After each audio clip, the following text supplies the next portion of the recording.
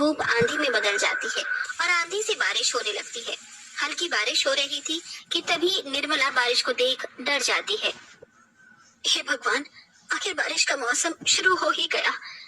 आज हमारा घर तो कच्चा हो गया है, मतलब छत कमजोर हो गई है। कब से महेंद्र बेटा तुझे बोल रही थी कि बारिश का मौसम आ जाएगा, उससे पहले छत पर काम करवा ले, छत को मजबूत कर दे। ना तूने खुद किया ना काम करवाया, अब कहीं पानी ना टपकने लगे। माँ, मुझे तो डर लग रहा है कि ये छत न टूट जाए। हे भगवान, आप दोनों ये कैसी बातें कर रहे हैं? माँ, आप घर के हालात जानती हैं। 1.5 महीने से मेरी नौकरी सही नहीं चल रही है। ना तो मुझे मालिक ने छुट्टी करने दी और ना ही मुझे पैसे दिए जिससे मैं घर की छत ठीक करवा पाता। माँ, बारिश देखकर तो मेरा दिल भी घबरा रहा है। ऊपर से कुसुम प्रेग्नेंट है। 8वें महीने में उसका ख्याल रखना बहुत जरूरी है। अरे तुम सब अपने मन में डर बंद करके रखोगे तो डर और लगेगा। भगवान पर भरोसा रखो, सब सही होगा। कल महेंद्र बेटा मेरे साथ मिलकर छत को पक्का करवा देना, बस कल बारिश ना हो। जी पिताजी। बहू, ये दाल चावल खा ले। माँ, ये तो जरा सी दाल चावल है, आप सब लोग भी तो खा लीजिए, मैं थोड़ी कम कर देती हूँ। बहू, तू हमारी चिंता मत कर, तो इस वक्त 8वें महीने की गर्भवती है, तुझे अपने बच्चों का ख्याल रखना है और बस ये बारिश ना हो कुछ दिन तक। फिर सब जैसे तैसे खाना खा लेते हैं और सो जाते हैं। लेकिन रात को झमाझम बारिश होने लगती है जिससे उनकी हल्की छत से उन पर पानी गिरने लगता है। तभी अचानक से आकृति के मुंह पर भी पानी गिर जाता है। माँ, दादी, वाह पापा, जल्दी से उठो, देखो छत से पानी आ रहा है, यहाँ पर पानी भर जाएगा, फिर हम सब कैसे सोएंगे जमीन पर? हे भगवान, ये तो गड़बड़ हो गई। बहू, शीतल, निर्मला, उठ जाओ वरना बिस्तर गीला हो जाएगा। हे भगवान, जिसका डर था वही हुआ। मैं जल्दी से यहाँ कोई बर्तन रख देती हूँ। सभी परिवार वाले जहाँ जहाँ पर पानी आता है वहाँ पर कोई ना कोई बर्तन रख देते हैं और एक कोने में हो जाते हैं। दादी, दादू, अब हम सब कैसे सोएंगे, कहाँ रहेंगे, ये बारिश कब खत्म होगी? पता नहीं बेटा, पर तू मेरी गोद में सो जा और बहू तू यहाँ पर बैठ जा, यहाँ सूखा है। पर माँ जी आप? अरे तू हमारी चिंता मत कर बहू, हम ठीक हैं। फिर निर्मला अपनी पोती को गोद में सुला लेती है और बहू को कोने में बिठा देती है। पूरा परिवार बारिश थमने का इंतजार करा, लेकिन 3 घंटे तक लगातार बारिश होती रहती है जिससे घर के बाहर पानी जमा हो जाता है और फिर बैठे बैठे कब परिवार की आंख लग जाती है पता ही नहीं चलता। सुबह हो जाती है, बारिश अभी भी हल्की हल्की हो रही थी। पिताजी, हमें तो आज अपनी छत ठीक करनी थी, लेकिन इस बारिश में हम छत को ठीक नहीं कर सकते। अब क्या होगा? अरे जो मंजूर खुदा होगा, अब तो मुझे भी समझ में नहीं आ रहा। पिताजी, घर में खाने के लिए कुछ भी नहीं है। अभी हल्की बारिश है, मैं काम पर चला जाता हूँ, मालिक से थोड़े पैसे उधार ले आऊंगा।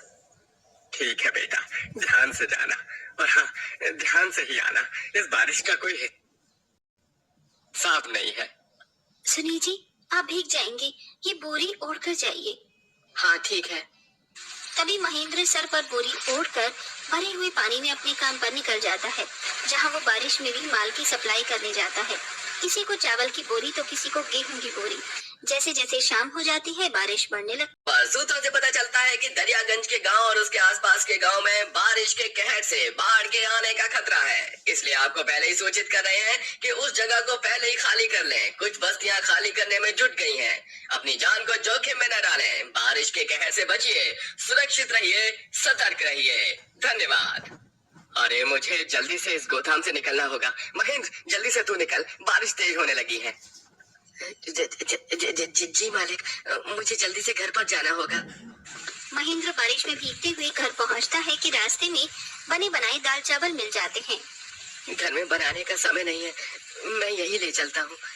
अरे भाई, तुम इतनी शांति से कैसे खड़े हो? समाचार में बताया है बाढ़ आने वाली है। मेरे को एक प्लेट पैक कर दो और तुम भी अपने घर जाओ। बेचारा ठेले वाला भी महेंद्र की बात से डर जाता है और वो उसको दाल चावल देकर अपना ठेला लेकर निकल जाता है। जैसे ही वो घर पहुंचता है बारिश और तेज होने लगती है। शुक्र है आ गया। जल्दी से आप ये सब खा लीजिए। बेटा तू बहुत भीग गया है, अपने कपड़े बदल ले, इस बारिश ने तो जीना हराम कर दिया। देख पानी कितना टपक रहा है। माँ, अब तो बारिश का कहर बहुत जोर का आने वाला है। समाचार में बताया बाढ़ आने वाली है। जल्दी से आप सब खाना खा लीजिए और सामान भी पैक कर लीजिए। हो सकता है हमें जगह खाली करनी पड़े। क्या ठीक है, हम जल्दी जल्दी पहले सामान बांध लेते हैं। मुश्किल हो उससे पहले हमें यहाँ से निकल लेना चाहिए।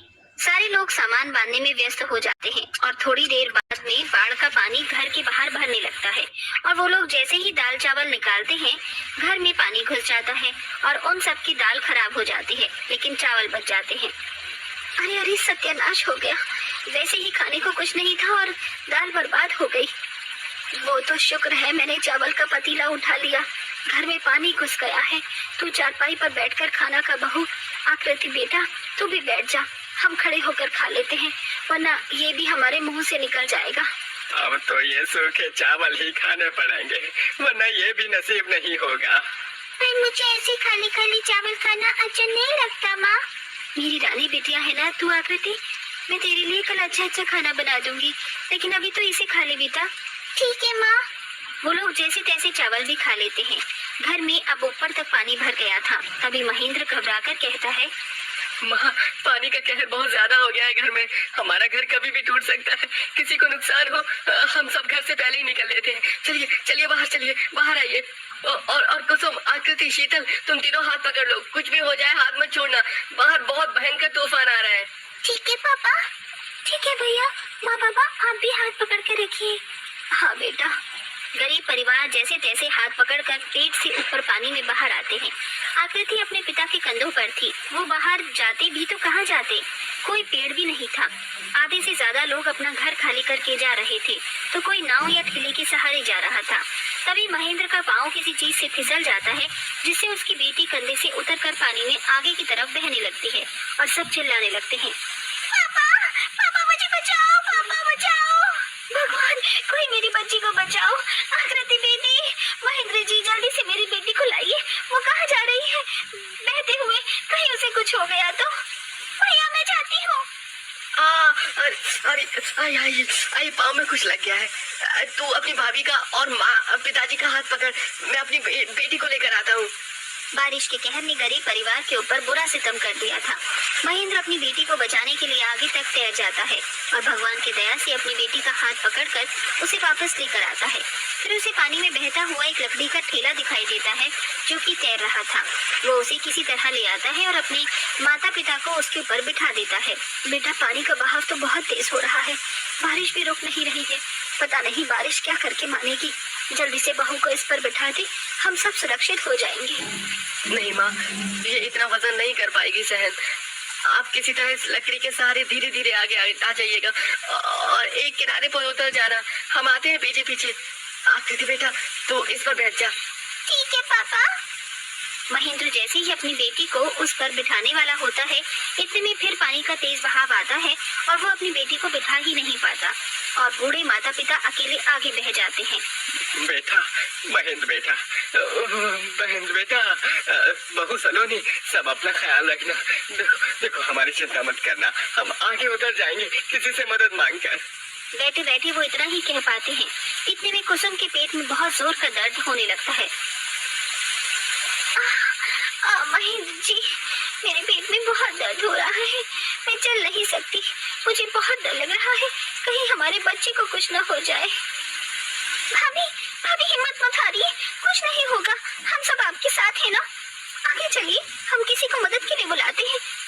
कोई है हमारी मदद कीजिए, कोई मदद कर दो कोई मदद कर दो, मेरी मम्मी के दर्द हो रहा है। महेंद्र अपनी बेटी को कंधे पर बिठाकर पत्नी को पकड़कर चलता है। शीतल भी साथ होती है। अब उनके गले तक पानी आ गया था। महेंद्र डूबने ही वाला था, इतने में सुरक्षा कर्मी हेलीकॉप्टर वाले आ जाते हैं। आप सब लोग चिंता मत कीजिए, हम आपकी मदद के लिए आ गए हैं। ये हुक लगा कर दे रहे हैं, जल्दी से इसे पकड़ लीजिए, हम आपको ऊपर खींच लेंगे। जल्दी करिए, किसी भी वक्त आप डूब सकते हैं। जल्दी करिए, जल्दी करिए। हाँ, शीतल मुझे कुछ दिखाई नहीं दे रहा है। अपनी भाभी की मदद करो और उसके बाद तुम जाना, फिर आकृति जाना। नहीं जी, मैं आपको छोड़कर नहीं जाऊंगी। कुसुम जिद मत करो, हमारे बच्चे का सवाल है, मैं सांस नहीं ले पा रहा। जल्दी जाओ। तभी सुरक्षा कर्मी एक एक करके महेंद्र के परिवार को बचा लेते हैं। 4 घंटे बाद बारिश का कहर थम जाता है और महेंद्र को अपने माता पिता भी मिल जाते हैं। सुरक्षा कर्मी उन लोगों की जांच करते हैं, उन्हें खाने पीने के लिए खाना देते हैं। भगवान का लाख लाख शुक्र है, मेरे बेटे बहू, मेरी बेटी पोती सब ठीक है।